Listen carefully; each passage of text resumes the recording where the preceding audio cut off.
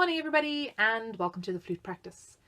Today we're going to talk a little bit about some of the, tricky notes on the flute, notes that all of us kind of struggle with. So let's go check it out.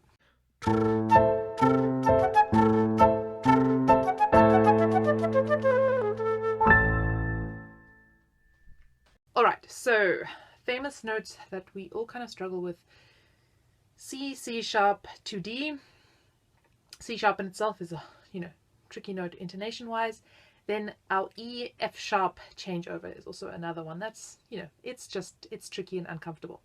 Let's first look at our D, C changeover. Now, as we know, the C, we've got, pretty much all the fingers off except that finger and this finger, thumbs off, all the other fingers are off.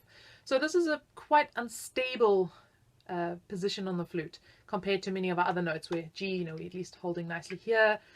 Anything with our thumb on really feels much more comfortable. The big problem comes in because we have to change over almost every, no, not almost, actually every single one of our fingers changes over from C to D. We have the complete opposing actions. And this movement just needs to be practiced really on its own. And sometimes I even like to practice this with separate hands, a little bit like pianists do. So leave away this hand, you got your C, and you go to your D like that. Of course, this also helps your top octave, which is great. And make sure that your fingers really go, bring it in a little bit, really go down together. So we're not looking for that kind of a thing. That's cheating. We want really together like that, all three of these together.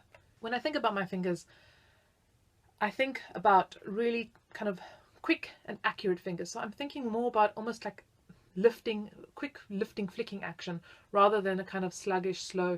I know, there's the big argument, how close should your fingers be to the keys?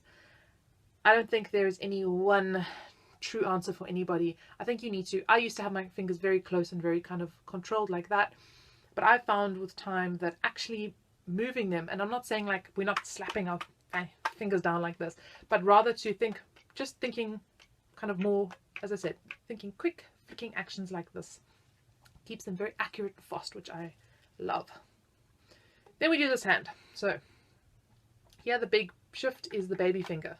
So we're practicing these three fingers down, baby finger up, and vice versa. And really making sure that they're all moving absolutely together. You can see mine a little bit disorderly today. Got to kind of rein them in. And then you can do, of course, it's quite hard to do this, without this balance point over here. So maybe put it to your mouth while you do this as well, and you'll feel it's much easier. If you can do it without, you can really practice it without and balance the flute without, you are going to be pretty sure that when you put it here, you're going to be absolutely no problem. This very much depends on your right hand position. Mine, as you can see, I got, generally I prefer a little bit more of a kind of a, I wouldn't say a bent thumb, that's not at all it. It's just a curved, relaxed thumb. So I don't like to push my thumb back like that because I find it makes this muscle stiff and straightens my baby finger like that. So what I rather do is I relax that round and I relax this round here. So I get more of this kind of a thing, more of a sort of circular thumb baby finger, which for me works much better. Different strokes for different folks and all that stuff. Great. So when you put it on, you're going to get this. Now I do have a shift in balance. When I have all my fingers down, of course, my thumb, this point, and my baby finger are not that important, as well as this point. So you got 4 points of contact actually there. These points of contact are not as kind of vital because I've got all my fingers there, so they can kind of chill out a bit. When I lift them though, those points of contact are going to take a little bit more kind of, I wouldn't say they're pushing or holding or anything, they're just taking a little bit more of the support. So allow that, feel that, and see if you can move these fingers without the flute kind of rolling around each time. So feel how that shift in balance happens each time, just gently like that, as you lift.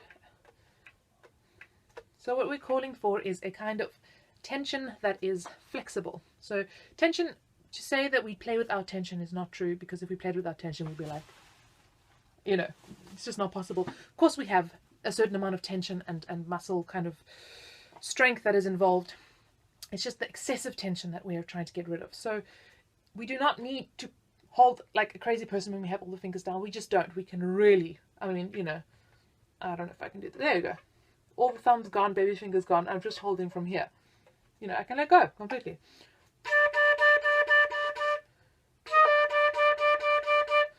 So you realize this thumb is actually not that important. And then when you got the C, you now are just going to need this thumb a little bit more. That's okay.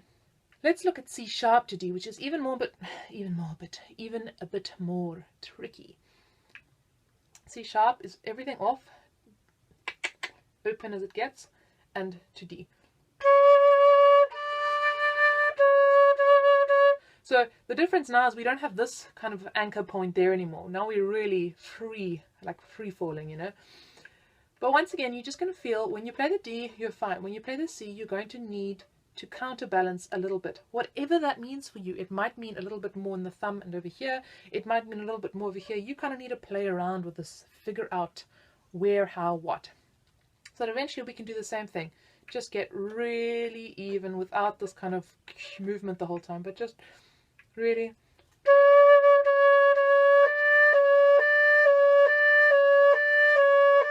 We need to just spend a split second looking at that C sharp, which is very, very sharp usually. If we leave it alone, it kind of stands out. It's sharp, it's airy, not a nice note. We need to get that pitch a bit darker and a bit, you know, flatter. I had a teacher in Vienna he'd walk around and he'd just hold your nose closed. But there is some sense to that, and that is to think a little bit kind of further back, almost a little bit nasally. If you like a tenor, they always sing sort of a little bit. Okay, that's not true. I don't know. I'm sorry, but often you hear them kind of a little bit more nasal. You got to think a little bit more like that. Or an oboe. He would always refer to it as an oboist. Sorry, oboist. You guys, I love the oboe. I personally love the oboe.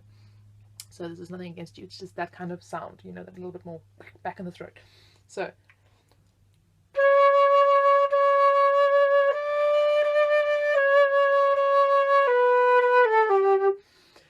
You can also think about just dropping that air stream slightly. Obviously, maybe you want to think of a color. Colors often work, so think of it in a darker color maybe. Whatever works, but you need to take care of your C sharps. Do not accept sharp C sharps, just don't accept it. Even now, even if you're learning C sharp for the first time today, don't accept it. All right, let's look at F, E. This is a similar problem of these fingers.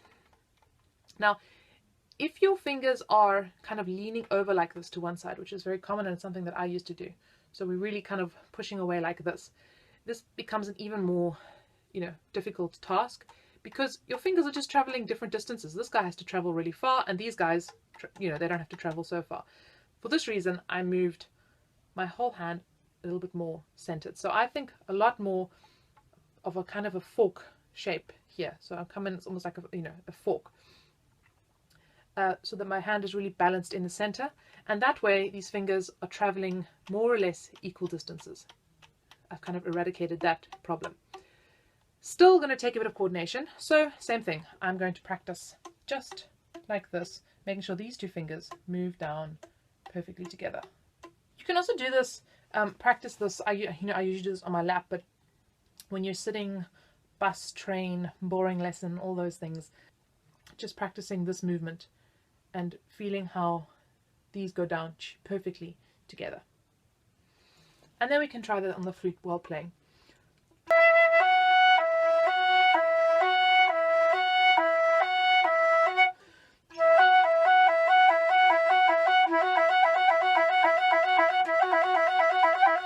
And see how fast you can get it.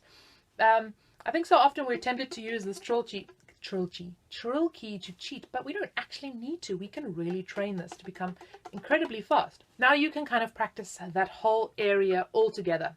Let's do the D major scale, starting from the C sharp there. So.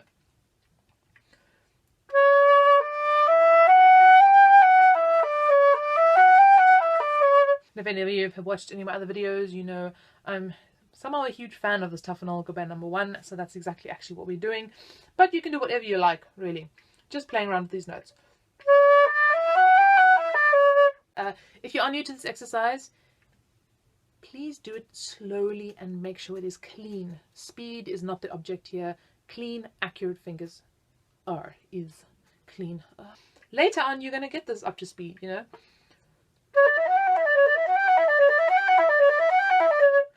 That is only because I have practiced Tafanol Gobert number 7 probably, you know, pretty much every single day that I've practiced for the past like 4 years or so. So I'm not joking.